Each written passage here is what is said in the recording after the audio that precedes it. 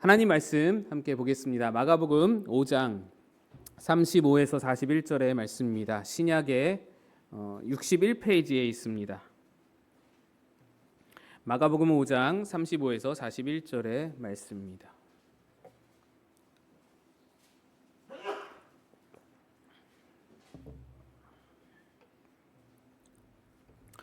한 절씩 교독해서 읽겠습니다. 아직 예수께서 말씀하실 때에 회당장의 집에서 사람들이 와서 회당장에게 이르되 당신의 딸이 죽었나이다. 어찌하여 선생을 더 괴롭게 하나이까?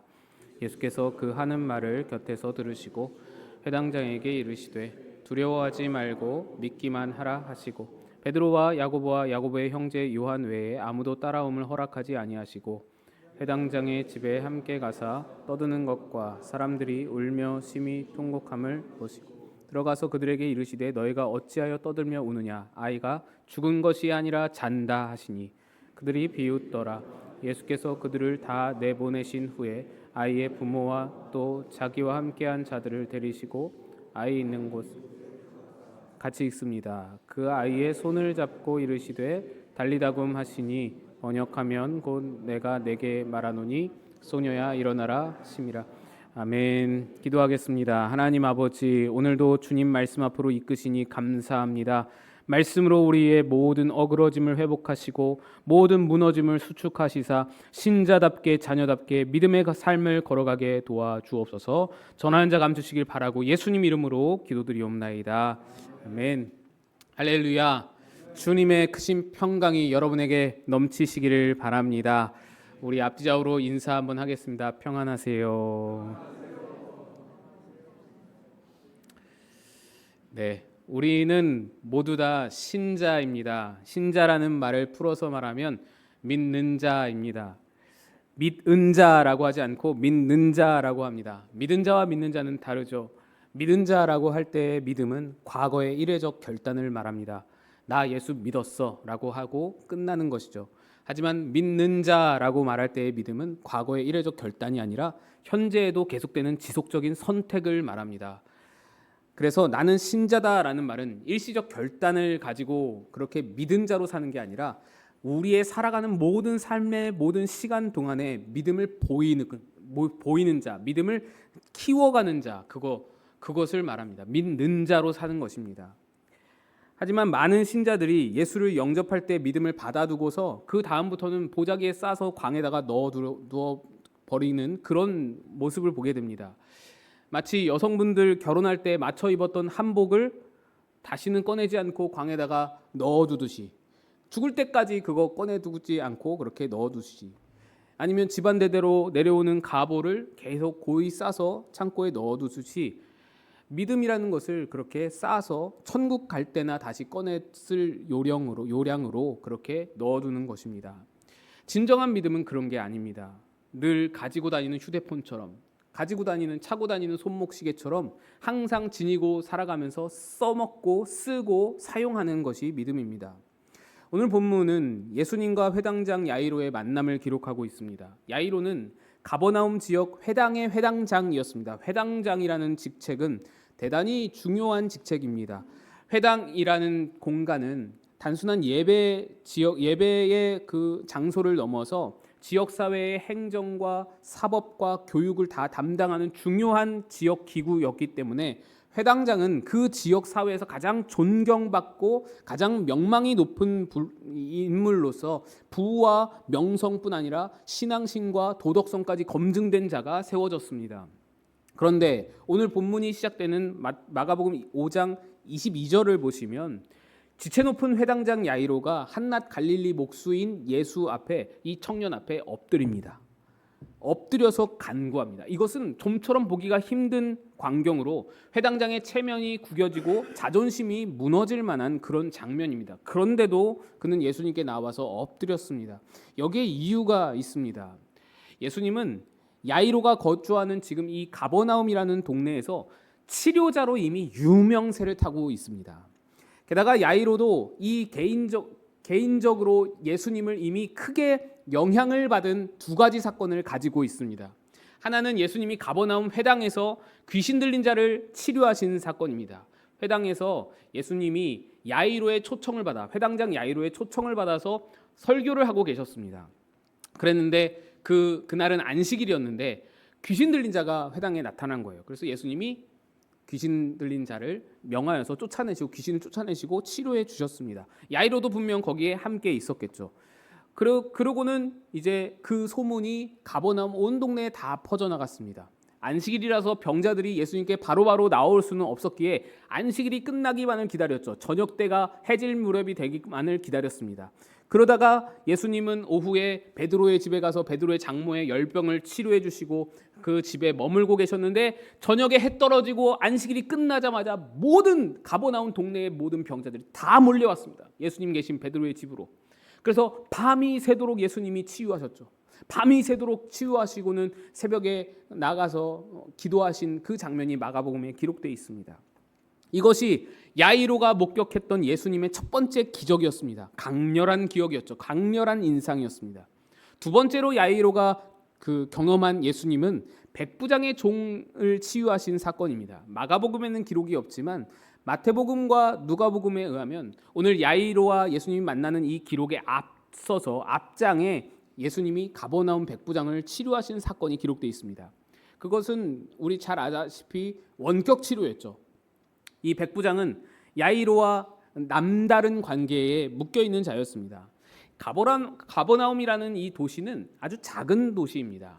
거기 그 작은 도시 안에서 백부장은 로마의 대표자로서 군사 행정적 권력자였고 야이로는 유대 사회의 대표자로서 종교 사회적 권위자였습니다. 게다가 더 중요한 것은 이 백부장이라는 사람이 가버나움 회당이 건축될 때 이 회당 건축을 후원한 사람이라는 것입니다. 그래서 나중에 백부장 이야기를 한번 보시면 유대 장로들이 가버나움의 장로들이 나와서 예수님께 장로들이 부탁을 합니다. 이 이방인 백부장을 위하여서 이 사람은 꼭 도와주셔야 된다고. 이 사람이 우리 회당을 건축해 주었다고. 그 정도로 회당의 유대 사회에 관심이 깊은 사람이 백부장이었습니다. 그 야이로가 모를 수가 없죠. 야이로는 회당의 회당장이고 이 백부장은 회당을 건축해 준 사람이니 모를 수가 없습니다. 그런 백부장의 종이 아파서 죽어갈 때 예수님이 그를 찾아가 보지도 않고 원거리에서 백부장의 믿음을 보시고 치료를 해주셨습니다. 그 장면을 야이로가 보지는 못했겠지만 충분히 전에 들어서 알았을 겁니다. 경험했을 겁니다. 이것이 야이로가 경험한 두 번째 예수님에 대한 강렬한 기억이었습니다. 그런데 이번에는 자기 딸이 죽어가는 겁니다. 그에게는 예수님밖에는 달리 방법이 없습니다.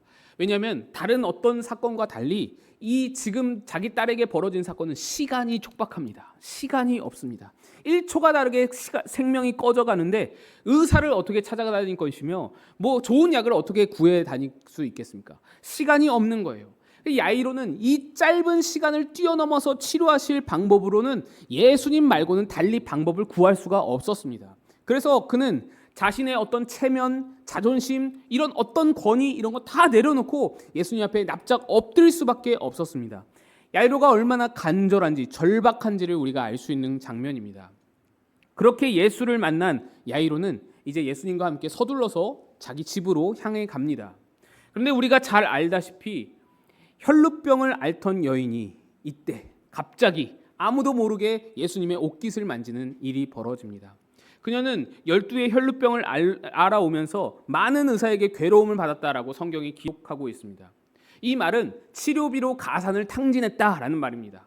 또 그녀는 접촉 시에 부정을 옮기는 혈루병을 가지고 있었기에 사회에서 격리되었고 가족과 친척들에게도 다 버림을 받은 자였습니다. 그러니까 그녀는 야이로와 완전히 상반된 형편의 사람입니다. 야이로는 모든 사람에게 인정받고 부유하고 칭찬받는 자라서 당당하게 예수님 앞에 예수님 면전에 나와서 엎드려 절을 하고 요청을 하지만 이 여인은 그럴 수가 없는 형편의 사람이라서 얼굴을 가리우고 숨어서 사람들 틈에 숨어서 뒷공무니로 들어와 예수님을 만지고 그렇게 치료를 받는 것입니다. 이 일은 야이로가 경험한 예수님의 세 번째 기적이 됩니다. 이번에는 바로 눈앞에서 야이로의 눈앞에서 예수님의 치료를 목격했습니다. 야이로는 확신했습니다. 됐다. 이분이라면 옷깃만 만져도 혈루병이 치료가 된다면 이분이라면 내 딸을 분명히 고칠 수 있을 것이다. 이제 예수님과 함께 집으로 가기만 하면 된다. 이런 생각이 들었을 것, 확신이 드는 것이죠. 그런데 바로 여기서, 바로 이 지점에서 예수님의 대응이 좀 의아합니다. 예수님은 한시가 바쁜 걸음걸이를 멈춰서더니 자기 옷깃을 만진 혈루병 여인을 찾아내십니다. 그녀를 불러 세우더니 무슨 일이 있었는지 모든 사실을 고하라 라고 하시면서 다 말하게 하십니다. 여자가 두려워서 모든 자초지정을 다 이야기했고 예수님은 이 여자와 계속해서 대화를 나누십니다. 이때 야이로의 속이 얼마나 타들어갔을지를 한번 생각해 보시죠. 야이로가 여인의 얘기를 들어보니 이 여인은 촌각을 다투는 응급 환자가 아니었습니다. 여인의 질병은 만성 질병입니다. 목숨에 지장이 있는 것도 아니었습니다. 사회적으로 고립되고 좀 불쌍하고 좀 불편한 면이 있죠. 그런데 생명이 다급하지는 않습니다. 그 병을 앓은 지 벌써 12회가 되었고 앞으로 몇 시간이 좀 지체된다고 해서 그게 큰 목숨의 지장이나 어떤 큰 응급 상황을 만드는 게 아니었습니다. 아니 무엇보다 이 여인은 이미 만지는 순간 치료가 됐습니다. 근데 예수님이 놓지를 않고 말을 걸고 있는 겁니다. 야이로가 발을 얼마나 동동 구걸었을까요? 굉장히 얼마나 이 마음이 초조했을까요? 예수님이 서두르는 기색이 하나도 없습니다. 오히려 마치 어떤 일을 기다리고 있기라도 하는 듯이 일부러 여유를 부리시듯이 보이는 겁니다. 그리고 결국에는 야이로가 우려하던 일이 벌어지고야 말았습니다. 그것이 오늘 본문 35절 말씀입니다. 아직 예수님께서 말씀하실 때에 예수님이 계속해서 여인과 대화를 나누고 있었던 것입니다. 바로 그때에 회당장의 집에서 사람들이 와서 회당장에게 이르되 당신의 딸이 죽었나이다. 어찌하여 선생을 더 괴롭게 하나이까. 이 순간 야이로는 예수님이 얼마나 원망스러웠을까요? 여러분, 만약에 이 일이 현대의 대형병원 응급실에서 일어난 일이라고 생각해 보시죠. 과다출혈로 촌각을 다투는 응급 환자가 막 들어왔습니다. 그래서 의사가 연락을 받아서 진료팀이 막 급하게 이 환자를 찾아 이렇게 달려가고 있는 중인데, 살리러 가고 있는 중인데 또 다른 환자, 한 만성 류마티즘 관절염 환자가 들어왔습니다.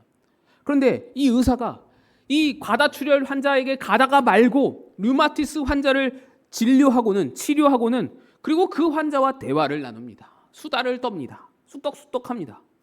먼저 온 과다출혈 환자가 있는데 놔두고는 여기를 진료하고 대화를 나누다가 그러다가 과다출혈 환자가 죽어버렸습니다. 이러면 이건 명백한 의료 과실입니다. 그런 의사는 고소를 당해 마땅합니다. 그 의사가 바로 예수라는 겁니다. 지금 예수님은 야이로에게 사과는 아니더라도 안타까워하는 기색이라도 비춰야 옳습니다. 그런데 예수님은 여기에서 지금 막 딸이 죽었다라는 소식에 큰 충격을 받은 야이로에게 무엇이라고 말씀하시냐면 두려워하지 말고 믿기만 하라라고 하십니다. 두려워하지 말고 믿기만 하라. 예수님 자신이 시간을 지체해서 딸이 죽었고 그 사실을 지금 받아들이기조차 힘들어서 괴로워하고 있을 야이로에게 사과는커녕 믿음을 요구하십니다. 이는 대단히 무리하고 황당한 요구입니다. 도대체 무엇을 믿으라는 것일까요? 죽은 딸이 살아날 것을 믿으라는 말일까요? 우리는 야이로의 딸이 살아난다는 결론을 이미 가지고 있기 때문에 그것을 믿는 데 있어서 대단히 어려움이 없습니다. 하지만 야이로의 입장에서는 전혀 그렇지가 않습니다. 야이로는 예수님을 통해 여러 가지 치유 사건을 경험했습니다. 바로 직전에도 혈루증 여인이 고침받는 것을 눈앞에서 목격했습니다. 하지만 죽은 자를 살린다는 얘기는 들어본 적이 없습니다. 오래전에 엘리야와 엘리사 선지자들이 그 죽은 아이를 살려낸 그런 얘기는 전설처럼 들어본 적이 있지만 그 이후로 어떤 유명한 선지자, 이사야라든지 예레미야라든지 어떤 선지자도 죽은 자를 살린다는 얘기는 들어본 적이 없습니다. 예수님이 야이로에게 죽은 딸이 살아날 것을 믿으라는 그런 요구였다면 그것은 대단히 무리한 요구입니다. 야이로가 지금까지 봐왔던 예수님의 치유에서는 그렇게까지 대단한 믿음이 요구된 적이 한 번도 없습니다. 방금 전 혈루병 여인의 그 치유 사건을 보아도 그녀는 옷자락을 잡는 정도의 아주 작은 믿음, 별것 아닌 믿음 하나로 저절로 치유가 이루어졌습니다. 백부장의 종을 치유할 때에는 백부장은 예수님이 자기 집에 오시는 것이 감당하지 못해서 말씀만으로 치유하소서라는 믿음, 그리고 예수님은 그 믿음, 백부장의 믿음을 굉장히 높이 평가하셔서 이스라엘 중에 이만한 믿음을 보지 못했다라고 추켜 세워 주십니다. 그런데 왜 유독 야이로에게만 죽은 자가 살아날 것을 바라보는 그런 믿음을 요구하시겠는가라는 것이죠. 아니, 백부장에게는 원거리 치유를 믿는 그 믿음 정도로도 이스라엘 중에 가장 훌륭한 믿음이라고 칭찬을 하셨으면서 야이로에게는 가장 훌륭했던 믿음보다 더 어려운 믿음을 지금 요구하시는 것 아니겠습니까? 이런 요구는 매우 불합리하고 불공평합니다. 왜 유독 야이로에게만 이렇게 하십니까? 야이로가 이걸 어떻게 감당하겠습니까? 근데 여러분, 여기에는 이유가 있었습니다. 야이로는 자신에게 믿음이 있다고 생각했습니다. 많은 치유 사건들을 통해서 경험적으로, 확률적으로 예수님은 내 딸을 고칠 수 있다라고 믿어 의심치 않았습니다. 그러니까 예수님께 나왔습니다. 그러나 여기에는 따져보면 여러 가지 조건들이 걸려 있는 것을 볼 수 있습니다. 우리가 읽지는 않았지만 23절, 위에 있는 23절을 보시면 야이로가 예수님께 처음 나와서 간구할 때 이렇게 말합니다. 주여, 오셔서 내 딸에게 손을 얹으사 그로 구원을 받아 살게 하소서, 이렇게 간청을 합니다. 그는 주님, 불쌍히 여겨주세요, 내 딸을 좀 살려주세요, 내 딸 고쳐주세요, 이렇게 단순하게 말하지 않고 조건을 건다고요. 집에 오셔서 손을 얹어서 고쳐달라고 말합니다. 여기에는 딸이 죽기 전에 라는 시간적인 조건과 집에 오셔서 라는 공간적인 조건과 손을 얹어서 라는 치료의 방법적인 조건이 다 걸려 있는 겁니다. 야이로의 믿음은 조건부 믿음이었습니다. 또 야이로는 예수님을 그렇게 의료적 기능으로만 믿었습니다. 조건이 갖춰졌을 때 의료적 능력을 발할 수 있는 기능적인 어떤 의사, 어떤 유명한 치료자라고 그렇게 생각하고 그를 의료 기능적으로 믿었던 것입니다. 야이로는 스스로 모든 밑그림을 다 그려놨습니다. 내가 지금 예수께 나아가서 예수님을 모시고 내 집에 도착만 하면, 제 시간에 내 집에 도착만 한다면 예수님이 딸에게 손을 얹어 고쳐주실 것이다. 이렇게 계획을 다 짜두고 세워두고 그리고 예수님께 나왔습니다. 딸의 치료를 위해서 예수님이 필요했습니다. 내 계획의 일부로 예수님이 필요했습니다. 그는 대단히 계획적이고 주도적이었습니다. 그리고 예수님을 자기 계획에 당연히 동참하실 분으로 여겼습니다. 예수님이 내 뜻과 내 계획대로 당연히 참여하시고 도와주실 분으로 생각했던 것입니다. 그걸 믿은 겁니다. 그걸 믿었어요. 모든 것을 야이로는 스스로 자신이 주도했던 것입니다. 그러나 조금씩 계획에 차질이 생기기 시작했습니다. 예수님이 혈루병 여인과 대화가 길어지더니 급기야는 당신의 딸이 죽었나이다 라는 소식으로 야이로가 쥐고 있던 모든 조건, 모든 계획이 무효가 되어버렸습니다. 죽음 앞에서는 야이로의 머릿속이 백지가 되어버린 것입니다.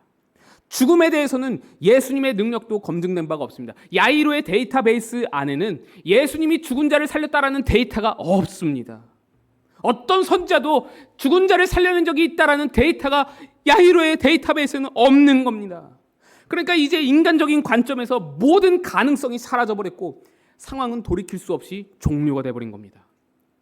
그런데 바로 이 절망의 순간에 예수님이 일을 시작하십니다. 예수님은 이 절망을 통해서 야이로의 굉장히 조건적이며 기능적이고 계획적이고 주도적이었던 그의 믿음을 바꾸어 내십니다. 예수님의 인격을 믿는 믿음으로 전환시키는 겁니다. 예수님을 관계적으로 믿는 믿음으로 끌어내시는 겁니다.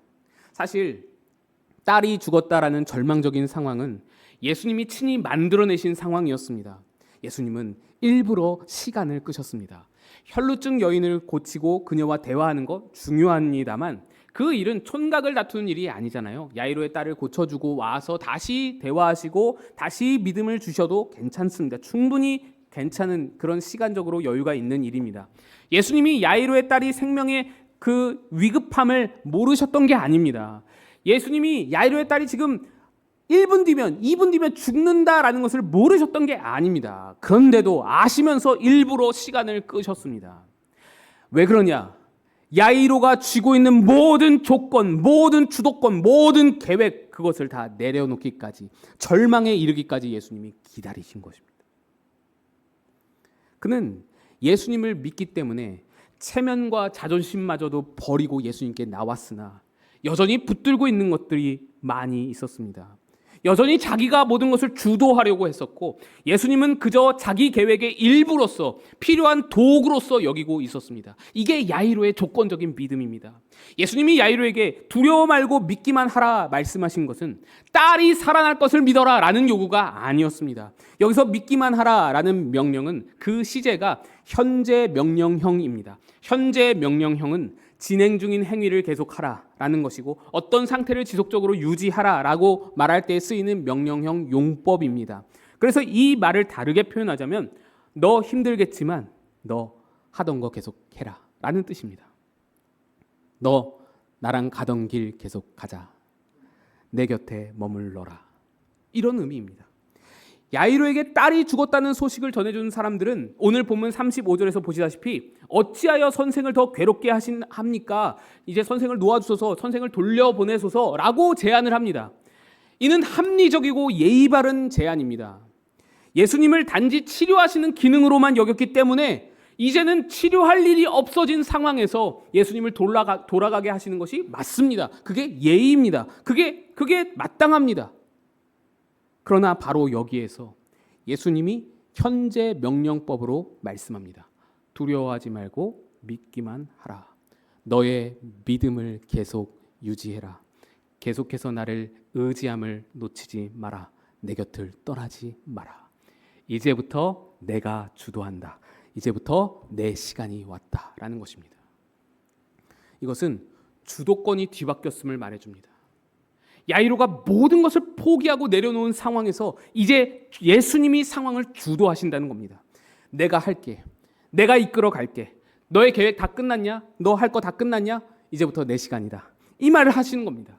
예수님은 야이로를 일부러 코너로 몰고 가셨습니다. 모든 조건이 무효가 되고 모든 기능이 필요가 없는 자리까지 끌고 가셨습니다. 그리고 바로 거기에서 어떤 조건이 없어도 모든 계획이 틀어졌어도 나를 믿어라. 내 곁에 있어라. 내게는 더 큰 계획이 있다. 나를 떠나지 말고 가던 길을 계속 가자. 두려워하지 말고 믿기만 하라 라고 요구하시는 겁니다. 예수를 의지하는 마음, 그 관계성을 놓치지 말아라. 너는 내가 누구인지를 곧 보게 될 것이다. 이 말씀하는 겁니다. 나는 의료적 도구로 내 옆에 있었던 것 아니다. 나는 어떤 문제 상황을 바꾸어 놓기 위해 그렇게 램프의 요정처럼 어떤 도깨비 방망이처럼 네 옆에 있었던 것이 아니다. 나는 너의 삶에 일어나는 어떤 하나의 문제만 바꿔주고 고쳐주고 그런 수리공이 아니라 너의 삶 전체를 주관하는 주관자이며 너의 모든 인생과 함께 관계로 묶인 자이다. 이것을 말씀하시는 것이고 야이로에게도 요구하는 것이 너도 이 관계를 보고 알고 이 관계로 들어와라. 와서 내 곁에 머물러 가던 길을 계속 가자. 나를 알아봐라. 나를 알아라 라고 하시는 겁니다. 그 후로 야이로는 예수님을 모시고 가던 길을 계속 가게 됩니다. 아니, 야이로에게는 더 이상 선택의 여지가 없었습니다. 야이로가 그 지점에서 집까지 걸어가는 그 길, 이 길을 어떤 마음으로 가게 됐을까요? 예수님과 함께 가는 이 길을 예수님이 딸을 살려주실 것이라고 두려워하지 말고 믿기만 하라 하셨으니 딸을 살려주실 거라고 확신을 하고 믿음을 가지고 담대함으로 나아갔을까요? 네, 예수님, 제가 두려워하지 않고 믿기만 하겠습니다. 저는 의심하지 않습니다 하고 담대하게 당당하게 예수님을 끌고 예수님을 여전히 주도적으로 예수님을 모시고 자기 집으로 갔을까요? 아니죠. 그럴 수가 없죠. 딸이 죽었는데요. 그는 엉엉 울면서 집으로 갔습니다. 다리에 힘이 탁 풀려서 비틀비틀 거리면서 예수님 손 붙잡고 손을 의지해서 겨우겨우 정신이 없이 그렇게 그 길을 갔을 겁니다. 그의 마음속에는 믿음은커녕 여전히 절망과 낙심과 원망과 두려움과 떨림과 이게 뭔가 하는 비명과 외침만 가득했을 겁니다. 야이로가 예수님과 함께 자기 집까지 가는 그 길, 그 걸어가는 길은 평상시에 늘 다니던 쉬운 길이었습니다. 몇 킬로미터 정도 되겠죠. 맨날 다니던 너무나도 평범한 길이었습니다. 근데 그 길이 그날만큼은 너무나 힘들고 어렵고 길게 느껴졌을 겁니다. 얼마나 고통이었을까요? 그런데도 야이로에게는 예수님과 함께 집으로 가는 일 외에는 달리 선택의 여지가 없습니다. 다 끝났다고 해서 예수님을 돌려보내 버리면 정말로 끝나버립니다. 정말로 끝나버립니다. 어찌할 방법이 없이 내 계획, 내가 가지고 있던 조건을 다 틀어져 버린 상황에서 이제는 예수님 말고는 믿을 리가 없습니다. 방법이 없습니다. 어떤 조건도 어떤 계획도 아무것도 없이 예수님께 이제 진짜로 온전히 맡기게 되는 겁니다. 그래서 이제는 자기가 예수님을 모시고 가는 게 아닙니다. 예수님께 끌려가는 겁니다. 예수님 손에 붙들려서 끌려간다고요. 그렇게 집으로 가게 되는 것입니다. 예수님이 모든 것을 주도하는 겁니다. 이제 내 시간이다. 내가 주도한다. 바로 이것이 예수님이 야이로에게 요구하셨던 믿음이었습니다. 우리는 믿음이라는 것을 자꾸 거창한 일들로, 거창한 것들로 생각합니다. 믿음으로 엄청난 돈을 헌금한다든지, 믿음으로 온 인생을 바쳐서 선교사로 헌신한다든지, 믿음으로 매일매일 새벽 기도를 빠지지 않고 드린다든지, 뭐 이런 대단한 일을 해야만 그게 믿음인 줄 알고 애초부터 우리는 겁을 내죠. 난 그렇게 못해요. 나는 그런 거 못해요, 목사님. 나한테 그런 거 요구하지 마세요. 믿음을 꽁꽁 싸서 무서워서, 두려워서, 나한테 뭐 요구할까 봐 믿음을 꽁꽁 싸서는 광에 처박아 둡니다. 하지만 주님이 요구하시는 그런 믿음은 그런 게 아닙니다. 그런 게 아니에요. 주님이 우리에게 요구하시는 믿음은 야이로에게 그랬던 것과 마찬가지로 너의 모든 계획이 무너지고 너의 모든 상식이 부정당하고 너의 모든 희망이 사라져버린 바로 그 자리에서 불안하고 초조하고 덜덜 떨리는 그 손으로라도 예수님을 놓지 않는 것, 예수님의 곁을 떠나지 않는 것, 주도하시는 예수님께 끌려서라도 예수님이 가시는 그 길을 함께 가는 것, 이것이 예수님이 요구하시는 믿음이란 겁니다. 오늘날 교회의 문제가 무엇입니까? 교회 안에 불합리하고 배려 없고 독선적인 일들이 가득하다. 이것이 문제일까요? 맞습니다. 그런 일들 때문에 상처받아서 교인들이 떠나가고 또 많은 싸움과 다툼이 분열이 일어나고 있습니다. 그래서 교회의 문제의 원흉이 그거라고 말할 수 있습니다. 하지만 사실 그런 문제들은 어제 오늘의 문제가 아닙니다. 초대교회에서도 그런 문제는 여전히 많이 있었습니다. 사도 바울이 서신서로 기록한 모든 그 교회에게 보내는 편지들을 보시면 초대교회의 문제들을 해결하기 위해 서신서를 썼다는 것이 너무나도 만연하게 드러나 있습니다. 거기에 기록된 초대교회의 문제들을 보시면 지금 우리의 문제보다 훨씬 더 많고 복잡하고 어려운 문제들이 많이 있습니다. 그러니까 교회는 태생부터 문제가 많습니다. 태생부터 그렇습니다. 하지만 사도 바울은 초대교회 성도들에게 서로 용납하라, 모든 것 위에 사랑을 더하라, 오래 참으라 라고 말을 하면서 예수님의 부르심과 묶으심으로 시작된 그 교회라는 그것을 깨지 말라고 말씀합니다. 그거 중요하다. 그게 중요하다. 너의 자존심 무너졌냐? 그렇다 하더라도 이것을 지켜라. 너의 무슨 상처를 받았냐? 너가 무슨 문제가 생겼냐? 그것 때문에 멈추지 말고 이 길을 계속 가라 라고 요구하시는 겁니다. 그러나 오늘 우리는 너무 쉽게 가던 길을 중단합니다. 너무 쉽게 그만둡니다. 야이로처럼 울면서라도 떠밀려가는 것 같을지라도 그 길을 끝까지 가는 그런 믿음을 보기가 흔치 않습니다. 당장 싫은 소리 한마디만 들어도 그걸 견디지 못합니다. 내가 돈 받고 일하는 것도 아니고 내 돈 내면서 봉사하는데 왜 욕을 먹어야 돼? 그러고는 쉽게 던져버립니다.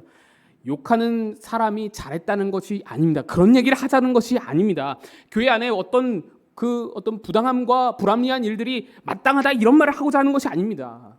힘든 것을 견디지를 못합니다. 믿음이 뭔지를 모르는 겁니다. 믿음을 꺼내서 쓰려고 하지 않습니다. 하나님이 나와 동행하시면서 뭘 만들고자 하시는지를 보지를 못합니다. 야이로의 믿음은 화려한 고백이 아니었습니다. 그의 믿음은 눈물과 콧물이 범벅인 채로 가던 길을 계속 걸어가는 것이었습니다. 주님, 저는 이제 아무것도 없습니다. 아무것도 모르겠습니다. 모든 것이 끝났습니다. 내 계획은 여기까지입니다. 나는 이제 백지입니다. 그런데 주님이 여전히 계속 걸어가시니 나는 주님께 끌려서 가겠습니다 라고 하는 이 처절한 동행, 눈물겨운 동행이 야이로의 믿음인 것입니다. 마침내 예수님이 야이로의 집에 도착하셨을 때 예수님이 이렇게 말씀합니다. 죽은 것이 아니라 잔다. 죽은 것이 아니라 잔다. 그리고 딸을 일으키실 때에도 죽은 자여 살아나라 라고 말하지 않습니다. 죽은 자여 부활해라 라고 하시지 않고 달리다쿰 하시죠. 달리다쿰. 여기서 달리다라는 말은 엄마가 딸을 부를 때 쓰는 아주 친근한 단어입니다. 얘야, 우리 딸, 이런 단어가 달리다입니다. 그리고 쿰은 아침에 부모가 아이를 깨울 때 쓰는 단어입니다. 곤히 자는 딸을 엄마가 아침에 깨우듯이 우리 딸 이제 밥 먹어야지, 일어나, 학교 가야지, 일어나라. 달리다쿰, 달리다쿰. 그게 그런 말입니다. 예수님에게 죽음은 아무것도 아니라는 얘기입니다. 예수님에게 죽음은 별 문제가 아니라는 얘기입니다. 예수님에게 죽음은 끝이 아니라 잠시 잠든 것과 같은 휴식의 시간이라는 겁니다. 예수님은 야이로에게 결국 이것을 보이고자 여기까지 끌고 오신 겁니다. 너 예수님이 누구인지 진짜로 봐라. 예수님이 누구인지를 봐라. 그냥 너의 문제에 갇혀서 문제를 해결할 도구로만 예수님을 보지 말고 단지 병을 고치는 의료적 기능으로만 보지 말고 그렇게 예수님을 여기지 말라라는 겁니다. 예수 앞에서는 문제가 더 이상 문제가 아니다. 혈루증이나 열병이나 중풍병이나 심지어 죽음조차도 예수님께는 그것이 다 다를 바가 없습니다. 다 똑같습니다. 우리에게는 되게 큰 차이죠. 아니, 열병이랑 혈루병이랑 죽음이랑 어떻게 같습니까? 그게 어떻게 같은 문제입니까? 굉장히 큰 경중의 차이를 보이죠. 그러나 예수님께는 그게 똑같다고요. 아침에 아이를 깨우는 것과 같이 별일 아니라는 것입니다. 예수님은 그런 것들, 그런 문제들보다 더 큰 일을 목적으로 두십니다. 그분의 목적은 문제 상황을 해결하는 것이 아니라 야이로 자체입니다. 야이로의 인생 자체입니다. 야이로에게 야이로야, 너 나와 함께라면 모든 것을 끝내버리는 죽음마저도 한순간에 잠이 될 뿐이야. 이걸 봐야 된다. 이걸 봐야 된다. 나와 함께 있는 자리가 어떤 자리인지 어떤 능력이 있는지를 봐야 된다. 그러니 또 다른 어떤 문제가 너의 인생에 펼쳐질지라도 눈물과 고통과 한숨이 가득한 삶이 너의 앞에 펼쳐질지라도 그래도 그때도 나와 함께 걷자. 울더라도 믿음의 길을 계속 걸어가자. 세상은 죽음을 가장 무서운 권세로, 가장 무서운 공포로 휘두르고 있지만 나는 너를 그 죽음마저도 이겨내는 자리로 끌고 갈 거야. 이제 내가 너에게 목적한 바이다. 너의 목적은 여기까지이다. 내가 너를 주도하고 끌어갈 거야. 그렇습니다. 우리 삶은 야이로가 집으로 향하는 그 길처럼 죽음이 가득합니다. 절망과 공포가 가득합니다. 그래서 눈물이 흐릅니다. 그러나 우리는 이 길을 포기할 수 없습니다. 우리는 한 번 쓰고 꽁꽁 싸둘 믿음으로 그렇게 살아가는 자가 아닙니다. 믿은 자가 아니라 믿는 자입니다. 오늘도 믿음을 꺼내 사용하는 그 길 위에 우리가 서 있는 것입니다. 그 길에서 예수님이 우리에게 말씀하십니다. 너 두려워하지 말고 믿기만 하라. 이 말씀에 대하여서 야이로처럼 울더라도 주님과 함께 계속 걸어가는 삶으로 응답하는 여러분 되시기를 주님의 이름으로 축복드립니다.